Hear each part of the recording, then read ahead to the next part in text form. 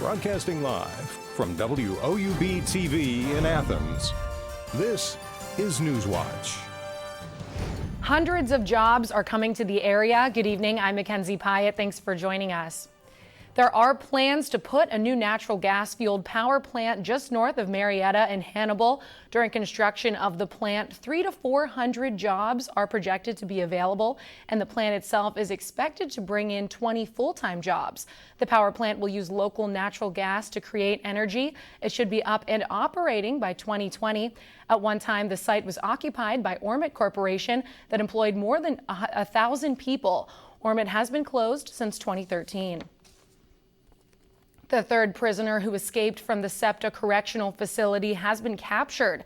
Troy Bird was found after someone reported he was riding in a vehicle in the city of Delaware. Officers tried to stop the vehicle, but the driver sped away. This led to a chase that ended in Union County after officers deflated the vehicle's tires. Bird was then jailed on escape-related charges. Local authorities are still searching for Zachariah Spires, who escaped back in February.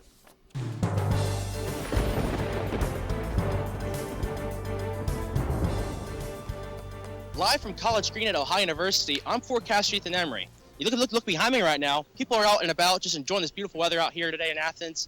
Maybe walking their dog, possibly doing homework out here. But it's just been a beautiful day out here. Now, you can look at temperatures right now. You can see temperatures at 72 degrees. But I think that thermometer is actually broken because it's actually 79 degrees here in Athens. You can thank those winds out of the south and east at 11 miles per hour. And that pressure is beginning to fall at 29.477 inches.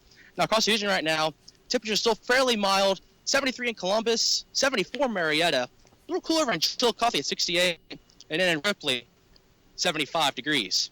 Overnight tonight, temperatures will begin to fall, 8 p.m., 66 degrees, as the thunderstorms do come into the Athens region. And then by midnight, everyone's going to see rain and cloud cover, 60 degrees, and then by 4 a.m., 56, as that rain does begin to taper off. Now, what to expect? About 7 o'clock to midnight, we do see thunderstorms moving across the area. And then after midnight, that thunderstorms will begin to taper off and just be mostly rain. And then those temperatures will begin to decline. And that will bring in some cooler weather for Friday and also some possibility of snow. More on that coming up on WOUB. Ohio Governor John Kasich is requesting up to $20 million to fight the state's opioid crisis. In his State of the State address last night, Kasich announced the investment by Third Frontier. It will attempt to provide alternatives to pain pills and fight withdrawal symptoms. He also spoke about setting strict legal limits for opiates. You see, but we haven't done enough. That's why I announced last week that Ohio is setting strict new mandatory limits. No more guidelines, because we're comfortable with where we are now, but legal limits on how many opiates can be prescribed for acute medical procedures. 7 days of opiates for adults and no more than 5 days for children. 7 for adults, 5 for children, no more. And many of these incidents, you will not be able to prescribe these drugs.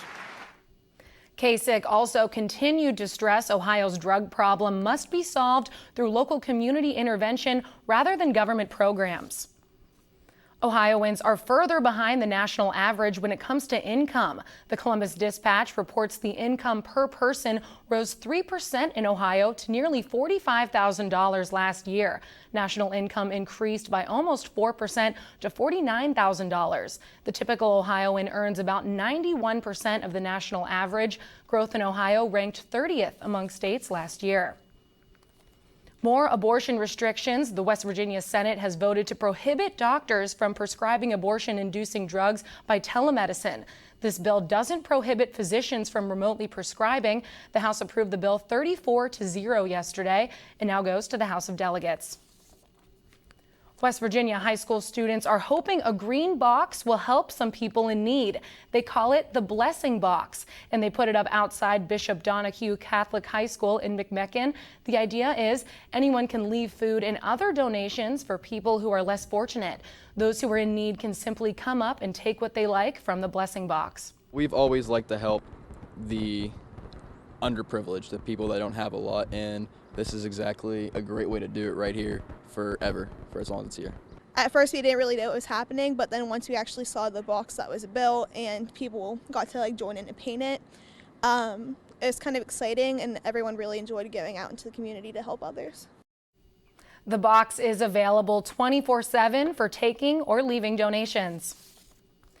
When we come back, new updates on the state of Trump's cabinet and what an unmasking investigation has uncovered. That story, plus the death toll continues to rise after the Syrian chemical attack, why Trump's attitude about Assad has changed, and his plans to fix problems in the Middle East. These stories and more when Newswatch returns.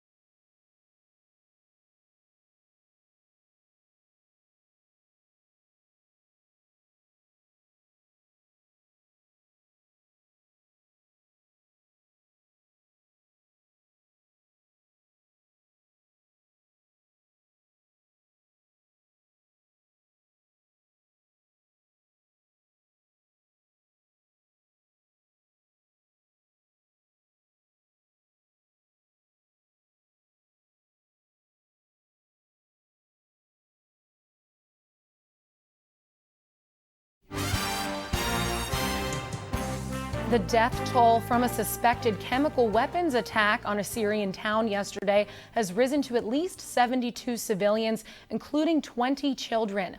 President Trump addressed the issue today, leaving the door open to new action in Syria.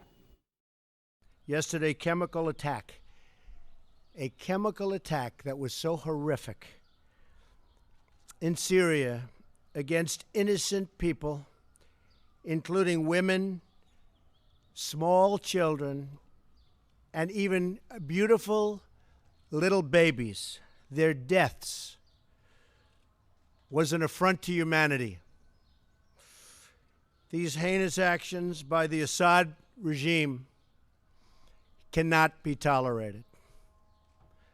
The United States stands with our allies across the globe to condemn this horrific attack and all other horrific attacks. A warning for our viewers. The following story contains disturbing images. Kristen Holmes has the latest on what we know from Washington. In Syria, dozens of people reportedly killed, including at least 10 children, in a suspected chemical attack in a rebel-held part of the country. Horrifying images showing unconscious children, seemingly unable to breathe on their own. Activists blaming Syrian President Bashar al-Assad, whose regime has been accused of using chemical weapons on its own people in the past. The Syrian army denying involvement in today's attack. The attack coming just days after the Trump administration indicated that pushing out Assad is no longer a priority. The longer term status of President Assad will be decided by the Syrian people. A policy shift upsetting some members of his own party. And it is another disgraceful chapter in American history, and it was predictable. Well, the bottom line is that is a huge mistake. The White House blaming today's attack on, quote, the weakness of the Obama administration. The United Nations Commission investigating the attack as world leaders offer condemnation. In Washington. While the president has not explained how exactly the U.S. will take action, he did say today his attitude to Syria and Assad has changed. Steve Bannon, President Trump's chief strategist, has been removed from the National Security Council. One source tells CNN the decision was made by Trump himself. Another source says Bannon may still attend any meeting where his expertise is needed. The former national security advisor for the Obama administration is denying accusations that she mishandled intelligence about associates of Donald Trump. Susan Rice says her request for the identities of individuals picked up in surveillance of foreign entities was legal and routine. It comes amid the continuing investigation into Russia's meddling in the 2016 election. Reed Binion reports. This is not anything political has been alleged. Former National Security Advisor Susan Rice speaking to MSNBC, pushing back against accusations that she improperly handled classified intelligence about associates of Donald Trump. The allegation is that somehow Obama administration officials utilized intelligence for political purposes. That's absolutely false. It comes amid reports on conservative outlets that Rice requested the identities of Americans, including Trump associates with ties to Russia, who were swept up in surveillance of foreign entities. The process, known as unmasking, is legal and well within the purview of the National Security Advisor. In order to understand the importance of the report and assess its significance, it was necessary to find out or request the information as to who that U.S. official was. Trump allies have sought to cast this unmasking as proof of the president's unfounded claim that Obama spied on him and wiretapped Trump Tower. Senate Intelligence Committee Chairman Richard Burr indicating that Rice may be called to testify in the committee's investigation into Russia's meddling in the 2016 election. Burr's fellow Republican, Senator John McCain, conceding that the unmasking of names was legal, while maintaining that Rice's actions should be examined for any potential political motivation. She did have the authority to do it. What was the motivation for doing it, I think, is the question. I'm Reed Binion reporting. Today, President Trump made allegations that Rice committed a crime during an interview with the New York Times, but provided no proof of his claim. The president said he believes it will be one of the biggest stories of our time. A spokesperson for Rice said he would not dignify the president's ludicrous charge with a comment. On Wall Street today, Dow Jones and NASDAQ are down. Here's a look at stocks of local interest.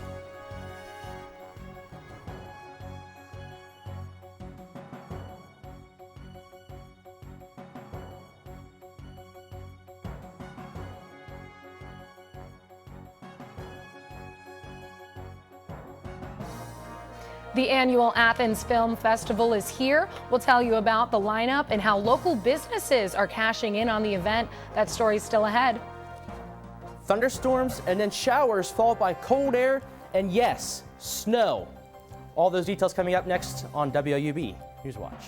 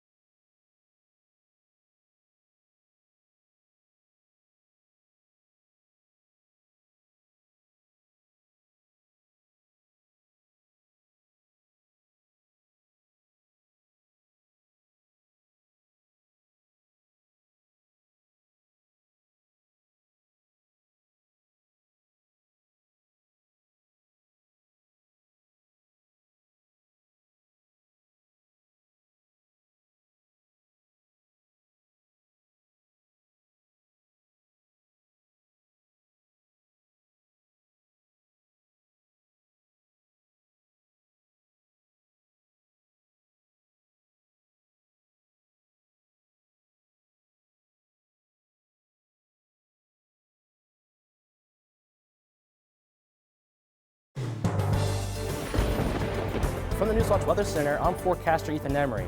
The temperatures right now are still fairly warm, and like I mentioned earlier on the live shot, it is actually a little bit warmer than what these temperatures do show. 72 degrees not now in Athens. No, it's more like 79 degrees. And then a little more spots up in Columbus at 73, down around 74 in Jackson, and then 73 down in Ironton. Now, today we did reach a high temperature of 79 degrees, so this is actually wrong, set back earlier today. And then it's a little bit cooler than our high record, but it was pretty close to beating it. And the normal temperatures for the lows, rather, were fairly close, and the sunrise and sunsets are getting further apart, bringing in summer coming up. Now, hour by hour tonight, 66 degrees by 8 o'clock with those thunderstorms moving in, coming in from the south and south and west. And then by midnight, everyone should be seeing rain and thunderstorms. And then by 4 a.m., temperatures will be going down, and it'll be mostly just rain for everybody across the area. Now, tonight here in Athens, 52 degrees with those storms moving in, and they're actually making their way across the Ohio River as we speak right now. And it'll be cloudy and windy with those winds out of the south and east going out to the south and west at 10 to 15 miles per hour. And then temperatures overnight tonight across the region, still 53 in Columbus, 49 in Newark, 54 down in Ironton, and then up in Cambridge, 50 degrees. Now, this is all in part because of this low pressure you see right here across the Ohio Valley. And the reason why it's been bringing in that thunderstorm activity is because it's kind of exploded. That's because the cold front right here and the warm front is occluded, which means they're meeting together, and that makes the low pressures kind of explode before they begin to die off. And we get a little bit closer here to the Ohio Valley, you can see that low pressure blowing up, and they're bringing in all that rain. And you can see for tomorrow, it moves off to the east. And then here in the Ohio Valley, look behind it. Yep, that's snow, people. We have a chance of snow for tomorrow afternoon and evening. For the bus out tomorrow morning, 52 degrees. You want to grab a jacket because this is actually the high temperature for tomorrow. And then those rain showers will continue on and off throughout the day. And then it'll be gusty, pretty windy skies, or conditions rather. So by noon, 47, and then by 4 o'clock, 44 degrees. So it'll be pretty cold.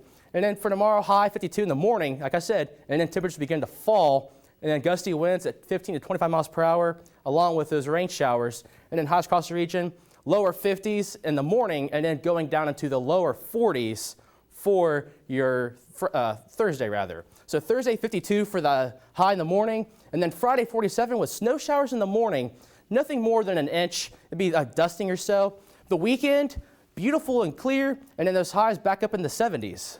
What do you think of that, Mackenzie? Can't believe after all this warm weather, we might still be seeing snow. Thanks, Ethan. The International Film and Video Festival is underway in Athens. While the event is intended to promote visual arts, it also helps the area in other ways. WOUB reporter Maggie Shandrick explains how the 44-year-old festival is making local businesses some of the biggest winners. For 4 decades, the Athens International Film and Video Festival has been presenting the best in international films. 235 films from 41 countries were chosen to screen at this year's festival. Not only does this event support underground cinema, it also supports the local businesses in Athens. There's probably, like 100 nights of hotels booked just for like festival purposes and people coming through town for the festival. So yeah, it is a boon to the local economy as much as it can be. And we're always trying to figure out ways to make that better and bigger. The festival office works a lot with local businesses to set up receptions and parties. Restaurants also hold live music and provide food for the filmmakers and everyone involved in the festival. Because everybody likes to watch a movie and then go have a cup of coffee or a drink and talk about the movie. So, and we work with the festival office, works a lot with local businesses. Salam hosted the opening night reception Monday night, and tonight West End Cider House will be hosting a cocktails and bluegrass music party. The Union Bar and Hafas Records are also holding events over the weekend. They're a great crowd. They're so much fun. Just really a nice bunch of people. About a dozen films that are playing throughout this week have been directed by people from the Athens community and the surrounding area. When he sent it, he was like, it's a narrative. The festival runs all week and the last shows will be on Sunday. Tickets are $6.50. To learn more about the Athens International Film and Video Festival and its impact on the community, visit WOUB.org. Most working people don't have a lot of free time, and that can impact our fitness goals. Between work commitments, family responsibilities, and life's everyday demands, there are often valid reasons we don't work out as much as we should. So it's important to maximize the efficiency of your exercise routine. Kim Hutcherson has more. Experts say 150 minutes of exercise a week is required to get the major health benefits of working out. They typically recommend you break that up into 5 30-minute sessions, exercising at moderate intensity, meaning you could hold a conversation while doing that activity. But not everyone has time for 5 30-minute workouts every week. If you're one of them, you do have options. Recent evidence published in the Journal of the American Medical Association suggests that you can reap similar fitness rewards if you cram all 150 minutes into your weekend. But if you do go this route, you should watch for and take precautions against overuse injuries. You could also opt for higher intensity workouts, the kind of exercise that leaves you huffing and puffing and makes conversation difficult. New evidence indicates that high-intensity interval training can reduce the amount of time you have to exercise by almost half. But before you start a high-intensity routine, experts recommend you check with your doctor, especially if you're over 40 and you haven't been previously active. For today's Health Minute, I'm Kim Hutcherson. Physicians also recommended being consistent and drinking lots of water to supplement your workouts. Good evening, I'm Joseph Payton. Tonight in sports, we'll have a recap of last night's high-scoring Trimble-Waterford baseball game that ended in a 5-inning mercy rule. And we'll let you know all about how the Ohio baseball team did last night on the diamond with the Dayton Flyers. All that and more coming up next on Newswatch. But stay tuned to WOUB.